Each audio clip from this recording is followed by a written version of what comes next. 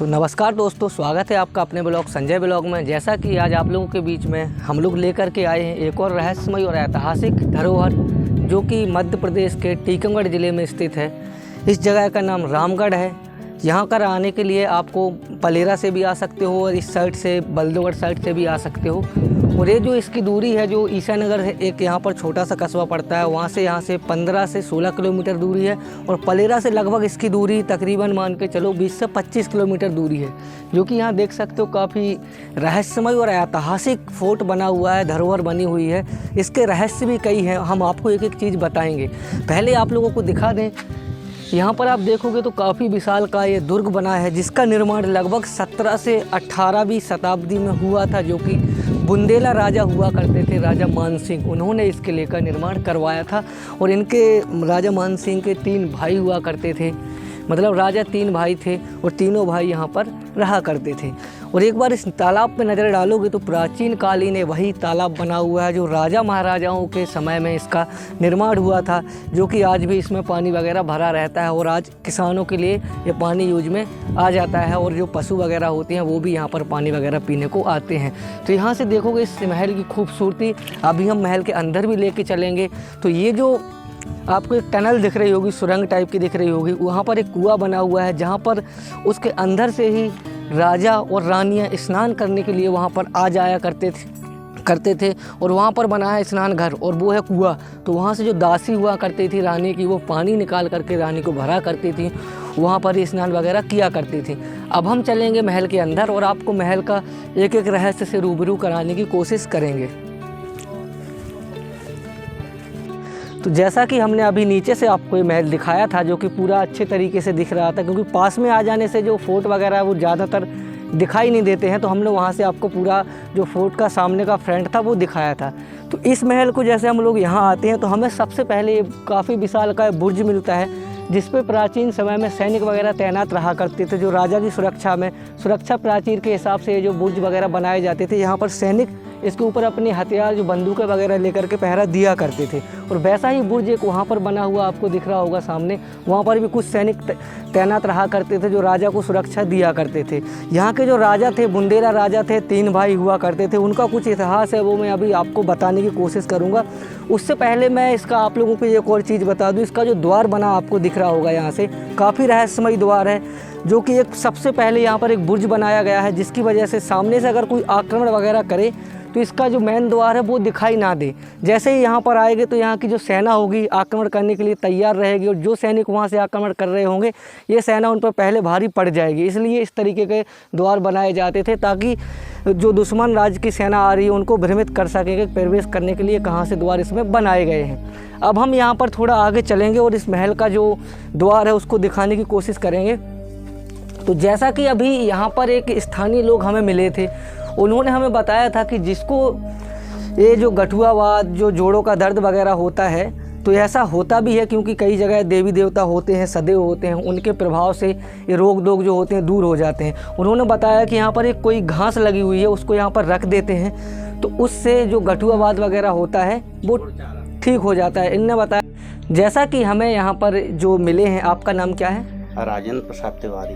हमें पंडित जी मिले हैं, इनसे जानकारी लेते हैं यहाँ पर क्या इसके रहस्य है, क्या यहाँ की कहानी है। जो मैंने अभी बताया है ये अपने मुंह से हमें बताएंगे, क्योंकि यहाँ के निवासी हैं, यहीं इनका जन्म स्थान है, तो इनको इसके बारे में ज़्यादा जानकारी होगी। तो आप हमें यहाँ के बारे में कुछ जानकारी दीजिए, क्या होता है यहाँ पर, किस तरीके से घुटनों का दर्द वगैरह ठीक हो जाता है। हाँ, यहाँ पर जो है कुलंगवाद जो है बहुत अच्छी तरीके से झाड़ा जाता है। हाँ। और वो आटाने को जो है हवा वैर जो है बुंदेला की जो है ऐसी शक्ति द्वारा वो झाड़ते हैं, पिछाड़ी कर करके पौधे को जो है जड़ को रख करके यहाँ पर या नीम का पत्ता होगा या फिर घुड़सार चारा कहा था। अच्छा। हाँ। घुड़सारे चारे को जो है जड़ से उखाड़ करके ला करके यहाँ रख दें। हाँ। और पछाड़ी कर करके जो है बढ़िया भाव से खड़े हो जाओ। हाँ। श्रद्धा से। हाँ। तो वो आ करके जो है झाड़ते हैं। अच्छा। और झाड़ करके जो है वो अपने सीधे निकल जाते हैं, चले जाते हैं। पीछे मुड़कर नहीं देखना। पीछे मुड़कर नहीं देखना चाहिए जो है। अच्छा। और वो जो है मर्यादा से अपने भी अंदर चले जाते हैं। और जो कुलंग बाल वाले हैं रोगी, वो अपने यहाँ से सावधानी से चले जाते हैं। तो उनका 7 बार या 5 बार 11 बार में उनका जड़ से जो है रोग दूर हो जाता है, खत्म हो जाता है। और भी आपने हमें बताया था जैसे कि ये राजा 3 भाई थे, तो किसी दुश्मन राज ने आक्रमण किया था तीनों को अलग अलग जगह पर। वो स्थान आप हमें दिखाने की कोशिश करेंगे कहाँ पर बने हैं? हाँ, वो जो है यहाँ पर अंदर बने हुए हैं। हाँ। एक स्थान यहाँ पहाड़ी पर जो है छोटा सा स्थान है, चिताई कहलाती है। अच्छा। वहाँ पर बढ़िया जो है उनका स्थान बना है। वो किसी दूसरों के शेर से भी आते हैं घोलना के। अच्छा अच्छा। और वो बताते भी हैं। और एक यहाँ पर पीछे है। अच्छा, यहाँ तो यहाँ पीछे बगीचा है दूर। वहाँ बरगद का पेड़ लगा हुआ है, बहुत अति सुंदर है, बहुत पुराना पेड़ है। अच्छा। तो उस पेड़ के यहाँ पर जो है और भी चीजें होती हैं, जैसे बिच्छू काट खाए या गोरा काट खाए, ततैया काट खाए, तो वहाँ झाड़ते हैं वो भी भैया वो जो है झाड़ देते हैं। और तीसरे भाई इनके? तीसरे भाई यहाँ दूर है। अच्छा। वो यहाँ पर बहुत काफी दूर चले गए थे। तो उनका भी स्थान दूर है। अच्छा। यहाँ से दूरी पर है, लेकिन वो अच्छी जो 3 भाई की हमें जानकारी थी। और यहाँ पर सब लोग जो है आते थे पहले। अच्छा। तो 11 को पूजा होती है। अच्छा। देव उठने एकादशी गांव के लोग बाग आते हैं हर साल। अच्छा। देव उठने एकादशी को बढ़िया पूजा करते हैं सब लोग मिलजुल करके और देव को उठाते हैं। तो वो कामना पूरी होती है अवश्य गांव वालों। हाँ, गांव के जो रोग दोग होते हैं, जो विपत्ताएं होती हैं, वो अपने आप टल जाती हैं। हाँ, चलो अच्छा लगा आपसे बात करके, बहुत अच्छी जानकारी दी इन्होंने इस महल के बारे में, क्योंकि हमें तो जानकारी नहीं थी, गूगल पे भी नहीं मिल रही थी। स्थानीय लोग हमें तिवारी पंडित जी मिल गए हैं, मूल निवासी यहीं के इनका जन्म स्थल, इन्होंने हमें जानकारी दी। अब थोड़ा सा हम अंदर चल के दिखा दें, कोई दिक्कत तो नहीं है ना? नहीं, कोई दिक्कत नहीं। हाँ, तो चलो, कि बहुत ज़्यादा घास घूस है अंदर। चलो तो कोई बात नहीं, हम पाँव छू के जा रहे हैं अंदर, कोई दिक्कत नहीं है, वो कृपा करेंगे, बहुत ज़्यादा घास घूस है। जैसा कि हम ऊपर आ चुके हैं, साथ में पंडित जी भी हैं। तो ये यहाँ पर पहले मेन द्वार लगा रहता था, जो कि ये ईंट आप देख रहे हो, लाखों ईंट है, हज़ारों वर्ष पहले महलों में भी यूज हुआ करती थी। और बुंदेलखंड के जितने भी महल हैं, सभी महलों में लाखों ईंट हमें देखने को मिल जाएगी। और यहाँ लगा रहता था विशालकाय लकड़ी का गेट, और इसको लॉक करने के लिए यहाँ पर काफ़ी बड़ा लकड़ी का डंडा लगाया जाता था, जिससे गेट को सुरक्षा मिल सके। और अब हम आगे चलेंगे और आपको और आगे के रहस्य से रूबरू कराने की कोशिश करेंगे। तो अभी फ़िलहाल इस महल की जो स्थिति है पूरी खंडर हो चुकी है, पूरा जर्जर स्थिति में हो चुका है, पूरे में टूट फूट आपको देखने को मिलेगी। और यहाँ आप नज़र डालोगे तो जो बुर्ज मैंने दिखाया था, आप लोग ऊपर देखोगे तो यहाँ ये बुर्ज था, यहाँ सैनिक वगैरह तैनात रहा करते थे। और यहाँ एक सैनिक कक्ष बना था, जहाँ पर सैनिकों के रुकने के लिए व्यवस्थाएं थी। ये आप देख सकते हो, यहाँ पर जो सुरक्षा दिया करते थे महल के लिए, यहाँ पर सैनिक रहा करते थे। और ऊपर से रेख देख करने के लिए जाया करते थे, तो वो जीने वगैरह आपको देखने को मिल जाएंगे। इसकी छत जो है वो ढह चुकी है, क्योंकि काफ़ी पुराना हो चुका है, 300 से 400 वर्ष पुराना ये महल हो चुका है। अब हम चलेंगे, इन्होंने हमें बताया है कि उनका एक स्थान है जो यहाँ के राजा हुआ करते थे, जहाँ पर पूजा वगैरह करने के लिए यहाँ के स्थानीय लोग देव उठनी 11 को आते हैं। तो हम आपको वो दिखाने की कोशिश करते हैं। तो चलते हैं इन झाड़ियों को पार करते हुए। काफ़ी ज़्यादा झाड़ियाँ हो चुकी हैं इस महल में, क्योंकि अभी बरसात का टाइम चल रहा है और रेख देख के प्रभाव से महल काफ़ी दूर है, क्योंकि स्थानीय लोग भी जितना जो कुछ करते हैं वही करते हैं यहाँ पर। तो देख सकते हो, ये वो स्थान है, ये वो इनकी जो बेदी बनी हुई है, जहाँ पर पूजा वगैरह करने के लिए लोग बाग यहाँ पर आते हैं। यहाँ पर उनकी बेदी बनी है, जो आप देख सकते हो। यह है वो प्राचीन कालीन जो जहाँ पर पूजा वगैरह हुआ करती थी। यहाँ पर आज भी पूजा करने के लिए यहाँ पर ही आते हैं, और जो भी उनका प्रसाद वगैरह बनाते होंगे यहाँ पर चढ़ाते हैं। और पूरे गांव को बढ़िया इकट्ठा होकर के सहूलियत से सब लोग आपस में मिलकर पूजा करते हैं। तो उनके ऊपर इनका अभी भी सुरक्षा का कवच बना हुआ है। किसी भी प्रकार की कोई भी जैसे बुरी आत्माओं का साया हो, कुछ भी हो, तो इनके द्वारा उनका हरण कर लिया जाता है। अब देख सकते हो यहाँ पर इस महल को, तो यहाँ पर कुछ कक्ष थे जहाँ पर राजा वगैरह रहा करते थे। यही है ना उनके जो कक्ष वगैरह, इनके अंदर वो राजा जो थे तीनों भाई इसके अंदर रहा करते थे। अब तो वैसे कक्ष बचे नहीं हैं, साक्षी उनके रह गए हैं, क्योंकि पूरा महल ध्वस्त हो चुका है। यहाँ से शायद मुझे लग रहा है सीढ़ियाँ वगैरह ऊपर जाने के लिए होंगी, वो आज टूट चुकी हैं। और एक कक्ष है यहाँ पर पूरा, मतलब एक हिसाब से देखा जाए तो घास घूस जो पेड़ पौधों ने अपने गिरफ्त में इस महल को ले लिया है। आने वाले समय में हो सकता है पूरा महल टूट के गिर जाए, यहाँ पर इसके साक्षी बचेंगे, क्योंकि गवर्नमेंट ने इस पर कोई ध्यान नहीं दिया है। और गवर्नमेंट अगर ध्यान देती तो हो सकता है हमारी धरोहर एक सलामत रहती, सुरक्षित रहती और यहाँ पर पर्यटक वगैरह आते रहते तो यहाँ के लोगों को भी थोड़ा बहुत रोज़गार मिलता। अब इसको देखोगे बुंदेली स्थापित शैलियों से जो बहराव बनाया, काफ़ी छोटा द्वार है, इसलिए छोटे द्वार बनाए जाते थे कि अगर कोई आक्रमण वगैरह करने को आ रहा है तो वो सिर झुका के अंदर जाएगा तो वहाँ से सैनिक उसका गले को कलम कर देंगे, इसलिए छोटे द्वार इसलिए बनाए जाते थे राजा के महल कक्ष की ओर जाने के लिए। अब एक कक्ष बना है जहाँ पर यहाँ के राजा थे वो निवास किया करते थे। और उधर आप लोग इस नीम जो आपको इमली का वृक्ष देखने को मिल रहा है, काफ़ी प्राचीन हमें लग रहा है। इसी से आप अंदाज़ा लगा सकते हो कि ये महल कितना पुराना हो सकता है। कम से कम 100 साल से कम का तो ये जो इमली का वृक्ष है यही हमें देखने को लग रहा है। और इसकी ईंटों से पता चलता है कि कितना पुराना ये महल हो चुका है। आज के समय में देखोगे काफ़ी ज़्यादा मतलब ईंटें भी ऐसी हो चुकी हैं कि बिल्कुल जैसे लकड़ी में घुन लग जाता है उस हिसाब से ईंटें इसकी गलना शुरू हो चुकी हैं। अब थोड़ा यहाँ चलेंगे तो इस कक्ष का फ्रंट आपको दिखाने की कोशिश करेंगे।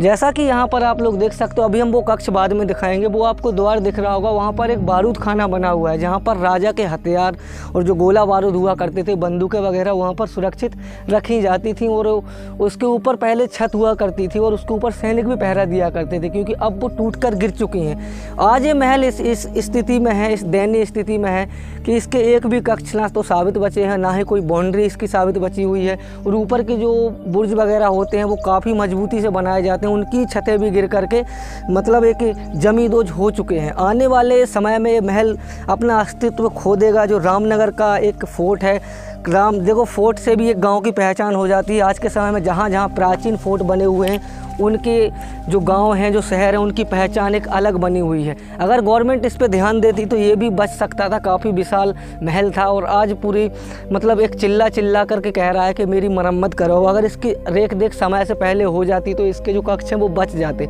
ये जो कक्ष था यहाँ पर शायद राजा निवास किया करते थे, जो यहाँ के राजा थे वो रहा करते थे। और कुछ कक्ष मैंने आपको दिखा दिए हैं। अब हम यहाँ से चलेंगे क्योंकि उस साइड तो जाना पॉसिबल है नहीं, बहुत ज़्यादा घास घूस है और रास्ते भी बंद हैं और वहाँ जाना रिस्क से ज़्यादा नहीं है। तो यहाँ से हम थोड़ा नीचे चलेंगे और आपको वो एक कुएं में जो रास्ता जाता है उसकी सुरंग को दिखाने की कोशिश करते हैं। आ जाओ। अब हम चलेंगे उस सुरंग की ओर जो अंदर ही अंदर जाती थी। राजा रानियाँ यहाँ पर स्नान करने के लिए जाया करते थे क्योंकि भाई राजा हुआ करते थे, रानियों को पर्दे में ही रखा जाता था। तो ये वो सुरंग है जहाँ से रानियाँ वगैरह कुएं के अंदर स्नान करने के लिए जाया करती थी। उनका स्नान घर जो है मैंने अभी आपको बाहर चल के दिखाऊंगा। यहाँ से काफ़ी मतलब 50 मीटर के आसपास की वो सुरंग गई हुई है अंदर तक, जो कुआं वहाँ पर बना हुआ है। तो बाहर चल के हम आपको वो कुआं दिखाने की कोशिश करेंगे। इससे पहले अब थोड़ा सा यहाँ ऊपर चल के भी दिखा देते हैं इस कुएँ को, यहाँ से देखने को शायद मिल जाए। यहाँ पर मंदिर, यहाँ पर ये मंदिर, अच्छा ये प्राचीन मंदिर है उसका। हाँ अच्छा, यहाँ पर अभी इन्होंने हमें बताया पंडित जी ने कि यहाँ पर जो राजा रानियाँ हुआ करते थे वो प्राचीन समय पूजा करने के लिए आया करते थे। उनका पूजा घर बना था और आज वो टूट करके बिखर चुका है, खंडित एक हिसाब से कहा जाए, खंडित हो चुके हैं। कोई पूजा वगैरह करने के लिए यहाँ पर नहीं आते हैं। तो हम भी यहाँ पर प्रार्थना कर लेते हैं। जैसे पंडित जी चले गए हैं ऊपर, देख सकते हो। राजा रानियाँ जो भी हुआ करते थे वो पूजा वगैरह करने के लिए यहाँ आते थे। तो आज के समय में ऐसे महलों की सुरक्षा करना, रेख देख करना गवर्नमेंट का फ़र्ज़ बनता है, उन्हें करना चाहिए क्योंकि हमारी धरोहरें हैं। जो एक बार ये देख सकते हो, यहाँ पर सिंहासन था, मंदिर के सिंहासन था इस पे ऊपर।